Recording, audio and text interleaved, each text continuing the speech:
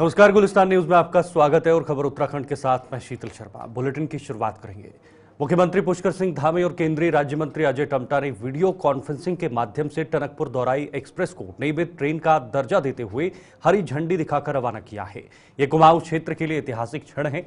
इस अवसर पर मुख्यमंत्री ने कहा कि अब कुमाऊं क्षेत्र के लोगों को लंबी दूरी तक बेहतर ट्रेन सेवाओं का लाभ मिलेगा। इससे स्थानीय यात्रियों को सुविधा मिलेगी, पर्यटन को बढ़ावा मिलेगा और मां पूर्णागिरि धाम आने वाले श्रद्धालुओं के लिए भी यात्रा सुगम होगी। मुख्यमंत्री ने कहा कि इस पहल से राज्य की अर्थव्यवस्था को बल मिलेगा, स्थानीय उत्पादों को अधिक बाजार मिलेगा और वोकल फॉर लोकल अभियान को नई गति मिलेगी। एक स्टेशन एक उत्पाद योजना के क्षेत्रीय हस्तशिल्प और विशेष उत्पादों को राष्ट्रीय पहचान मिलेगी।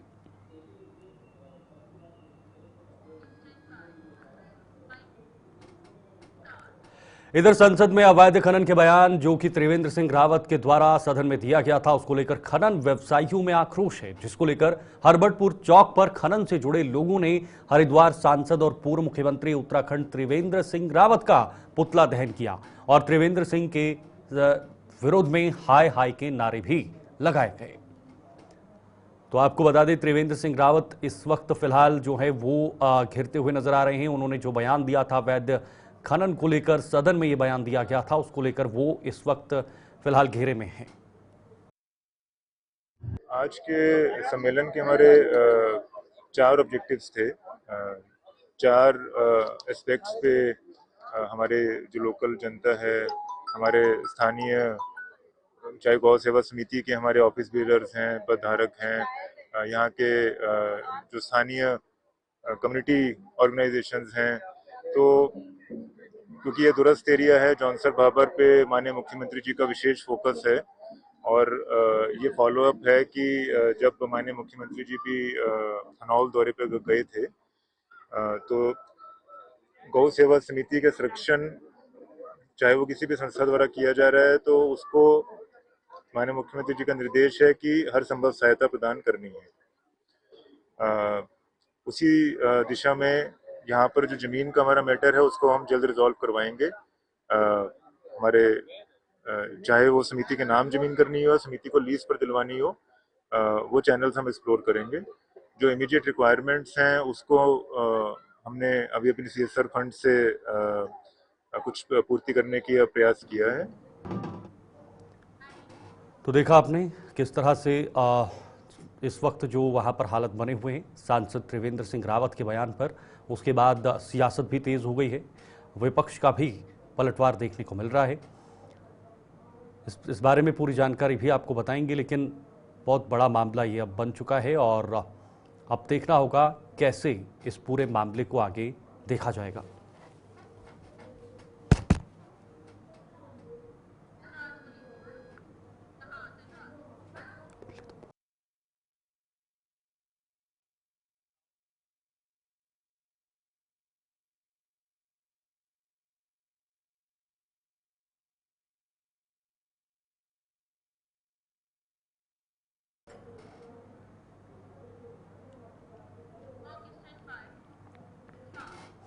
आगे बढ़ेंगे। एक बड़ी खबर इस वक्त है जहां पर चार धाम यात्रा के लिए ऑनलाइन पंजीकरण लगातार जारी है और पंजीकरण का आंकड़ा पहुंचा 10 लाख पार, यानी 10 लाख के पार ऑनलाइन जो पंजीकरण है उसका आंकड़ा पहुंच चुका है। इसमें केदारनाथ धाम के लिए सबसे अधिक अभी तक पंजीकरण हुए हैं। 3.29 लाख तीर्थयात्री पंजीकरण कर चुके हैं। तो देखिए किस तरह से चार धाम यात्रा को लेकर अभी से ऑनलाइन रजिस्ट्रेशन, ऑनलाइन पंजीकरण शुरू हो चुका है और इसमें दिन प्रतिदिन लोग पंजीकरण कर रहे हैं। भारी मात्रा में लोगों ने इसमें अपना जो भागीदारी है वो निभाई है। पंजीकरण किया जा रहा है क्योंकि बहुत अहम ये माना जाता है कि देवभूमि उत्तराखंड में जहां पर चार धाम की यात्रा होती है, हर किसी का ये सपना होता है, हर किसी की आस्था होती है और कहीं ना कहीं जिंदगी में, जीवन में कम से कम एक बार वहां पर पहुंचे।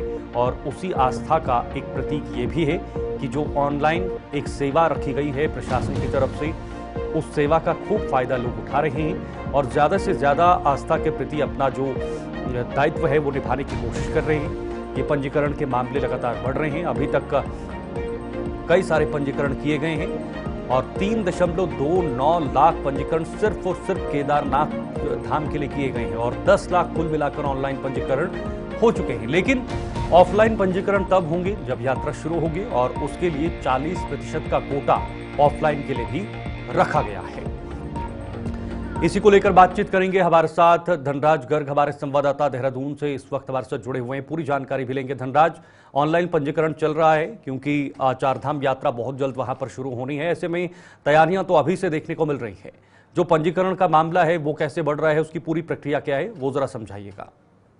बिल्कुल शीतल, देखिए आपको बता दूं कि चारधाम यात्रा जल्दी ही शुरू होने वाली है। यानी कि आज मात्र एक महीना चारधाम यात्रा को शुरू होने में बचा है। यानी कि 30 अप्रैल से चारधाम यात्रा शुरू हो चुकी होगी और जिसकी तारीखें भी घोषित कर दी गई है, क्योंकि नवरात्रि के पहले दिन उसकी तारीखें घोषित की जाती हैं और इसके साथ ही जो नव वर्ष है उस पर भी कहीं ना कहीं ये जो तिथियां हैं वो घोषित की जाती हैं। और तिथियों के साथ साथ आप देखिएगा कि जिस तरीके से तिथियां घोषित की गई हैं, इसमें साफ तौर पर 30 अप्रैल को गंगोत्री धाम के कपाट खुलेंगे और उस दौरान पूरी पूजा अर्चना के साथ कहीं ना कहीं कपाट खोले जाएंगे। और उससे पहले देखिएगा कि 29 अप्रैल को जो डोली है वो मुकबा से रवाना होगी और वो गंगोत्री धाम पहुंचेगी। और मैं देखिएगा कि जो यदि मैं यहाँ पर स्थिति की बात करूँ तो ऑनलाइन पंजीकरण लगातार उत्तराखंड के अंदर चारधाम यात्रा को लेकर किए जा रहे हैं और अभी तक का जो आंकड़ा है ऑनलाइन पंजीकरण का वो 10 लाख का आंकड़ा पार कर चुका है। और सबसे ज्यादा जो पंजीकरण हुआ है वो केदारनाथ के लिए हुआ है, क्योंकि 3 लाख से भी अधिक का जो पंजीकरण है वो केवल केदारनाथ के लिए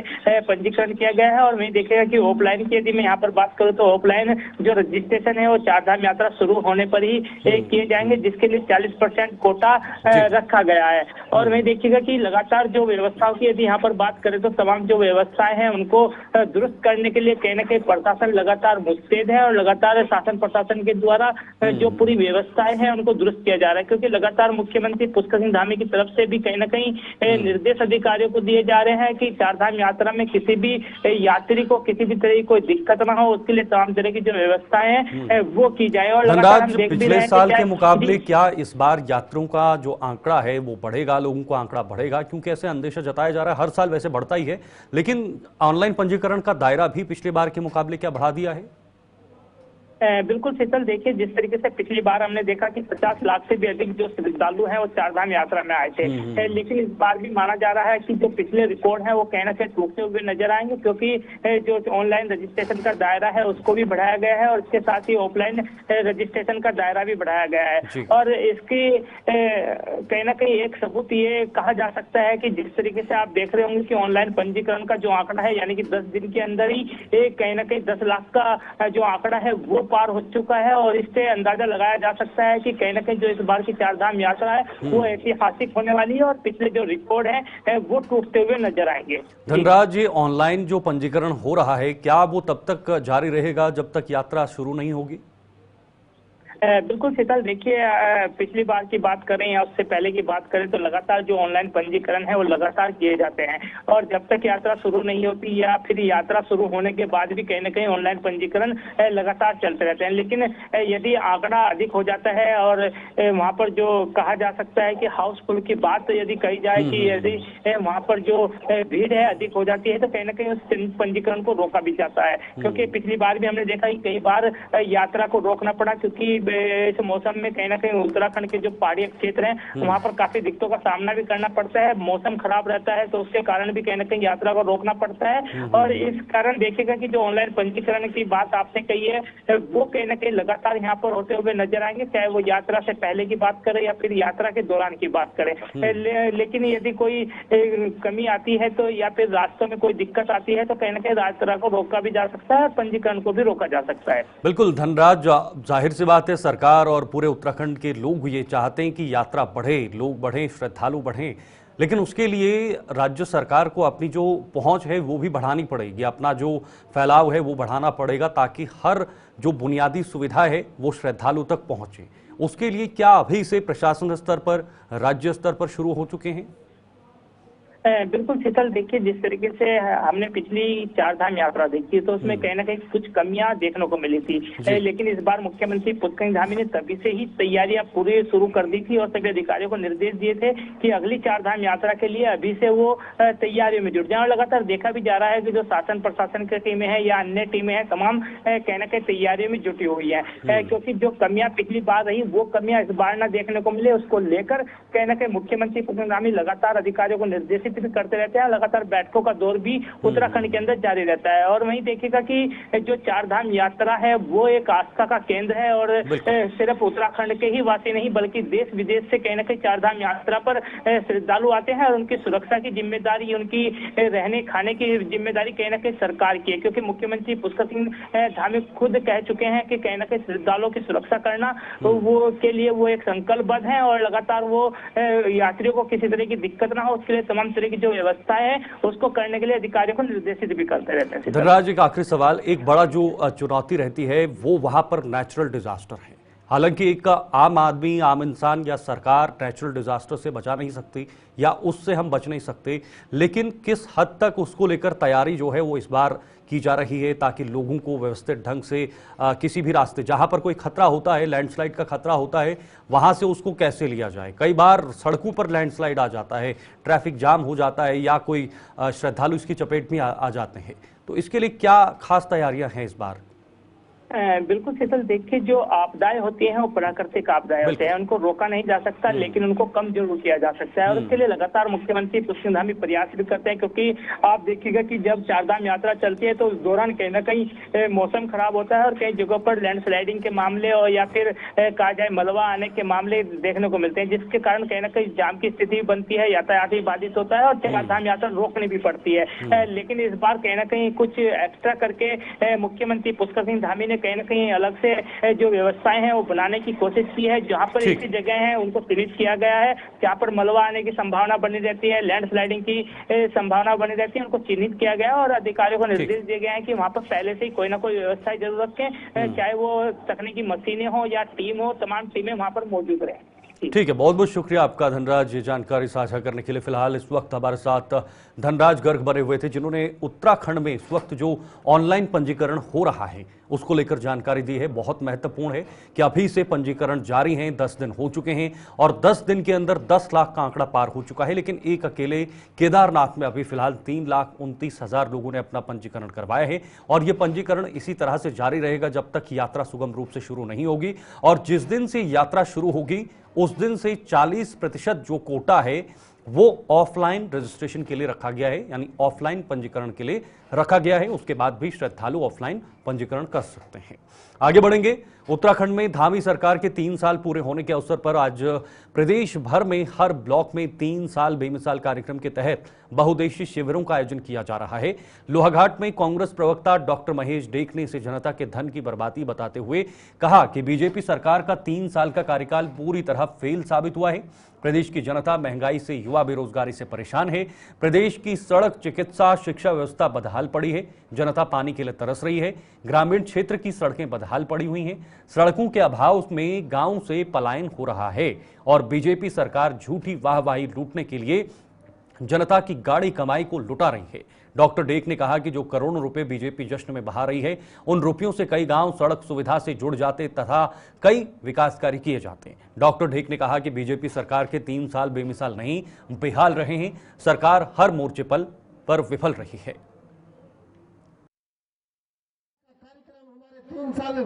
जनता पार्टी जो 3 साल बेमिसाल का दावा कर रही है वो जनता के साथ धोखा है और छलावा है। क्योंकि आप देख रहे हो जिस हिसाब से सरकारी धन का दुरुपयोग हो रहा है, इसमें कई विकास कार्य इस सरकार द्वारा किए जा सकते हैं। हाँ, भारतीय जनता पार्टी की सरकार ने इन 3 सालों में गांव-गांव में शराब की दुकानें खोलने का काम किया, जिससे वो राजस्व जुटा रहे हैं। अब यहीं मंचतामली मुख्यमंत्री जी के क्षेत्र का मामला है। मंचतामली में 2-2 दुकानें एक ग्रामीण क्षेत्र में एक साथ खुलने का जो विज्ञापन आया है उससे जनता वहाँ की हतप्रद है। उनको यह है कि न पीने को पानी है, न चलने को सड़कें हैं। अभी आपने देखा होगा उत्तराखंड में राष्ट्रीय खेल हुए थे, उसमें एक बालिका जो 8 किलोमीटर पैदल चलती है वो उसी क्षेत्र से जो मेडल लाई है। तो उसको ये मुख्यमंत्री या इस सरकार द्वारा तोहफा है कि आप दौड़ने में बहुत अच्छी है, लेकिन जो सरकार वहाँ पर दुकानें खोल रही है ताकि उसके मनोबल को तोड़ने का काम ये सरकार कर रही है। 3 साल का कार्यक्रम बहुत ही निराशाजनक है। आप देख रहे होंगे कि क्षेत्र में जगह जगह गांव घरों में जो बेरोजगार युवा घूम रहे हैं, बेरोजगारी है, महंगाई चरम पर है, गरीब आदमी का जीना दूभर हो गया है। तो भाजपा का ये छलावा है जनता के साथ कि 3 साल बेमिसाल।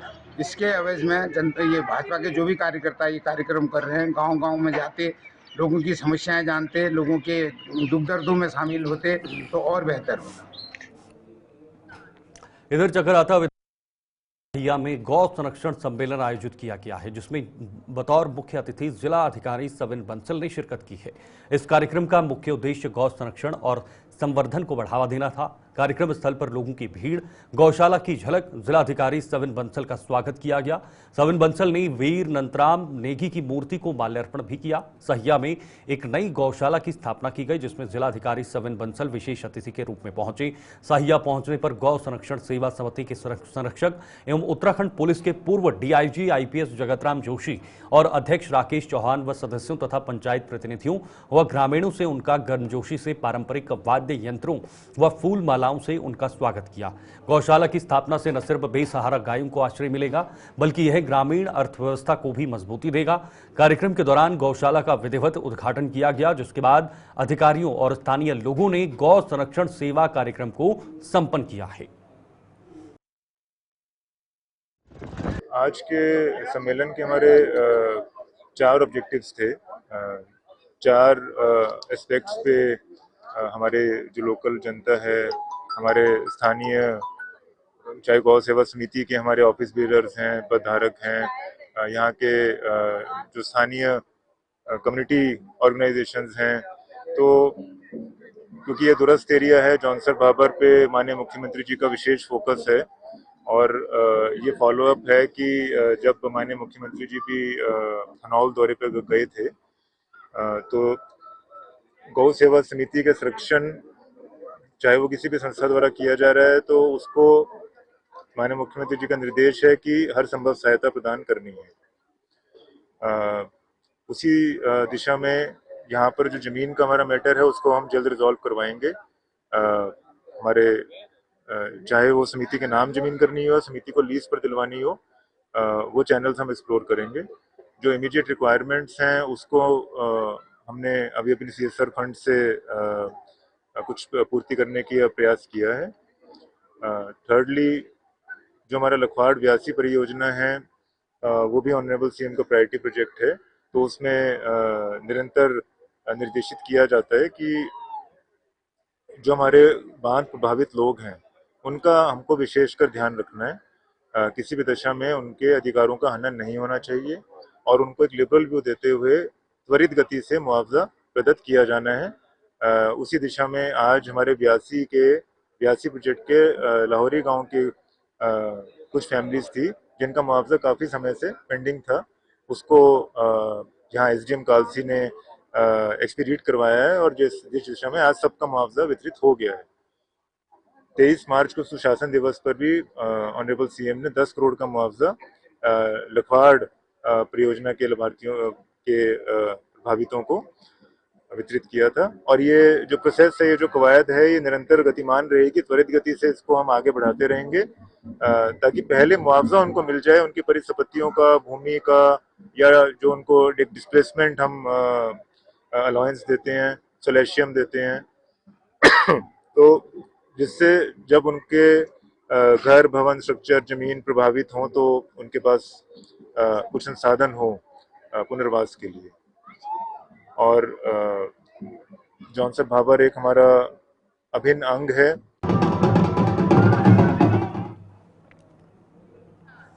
हरिद्वार सांसद और पूर्व मुख्यमंत्री त्रिवेंद्र सिंह रावत के बयान को पहले ही IAS अधिकारी ब्रिजेश संत खारिज कर चुके हैं। अब बीजेपी प्रदेश अध्यक्ष और राज्यसभा सांसद महेंद्र भट्ट ने भी इस पर अपनी प्रतिक्रिया दी है।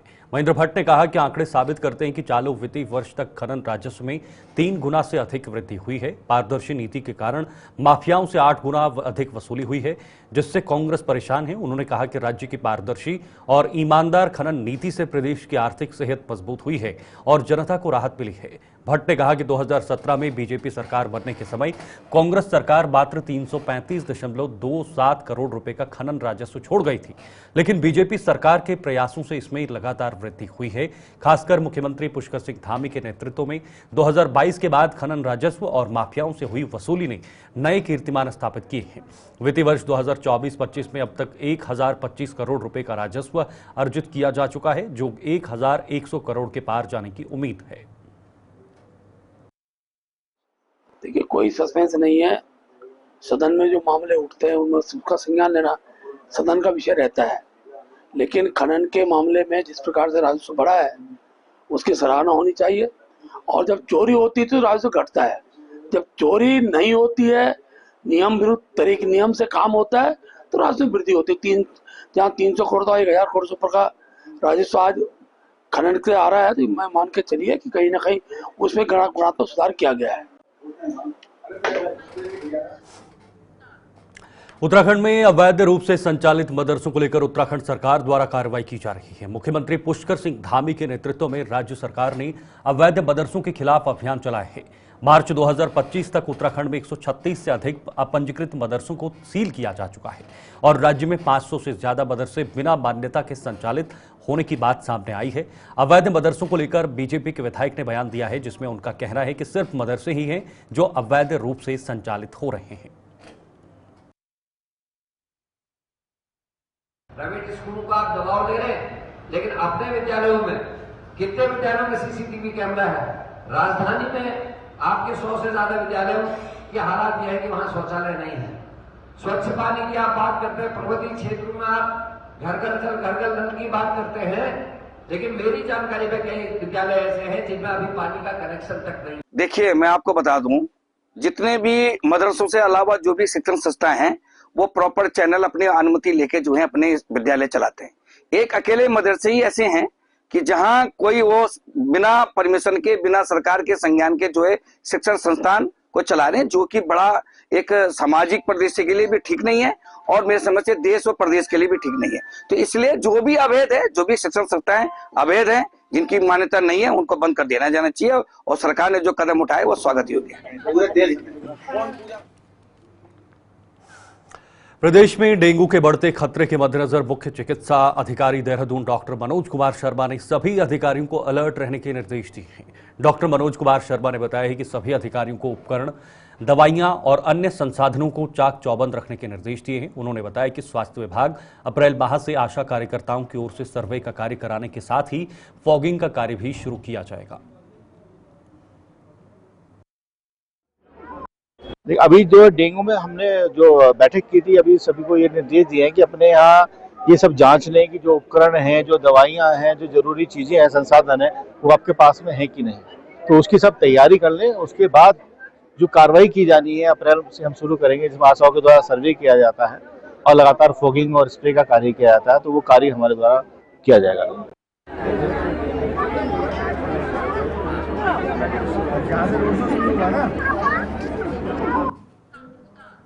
चलिए, खबर उत्तराखंड में अभी के लिए फिलहाल इतना ही। दीजिए इजाजत। नमस्कार।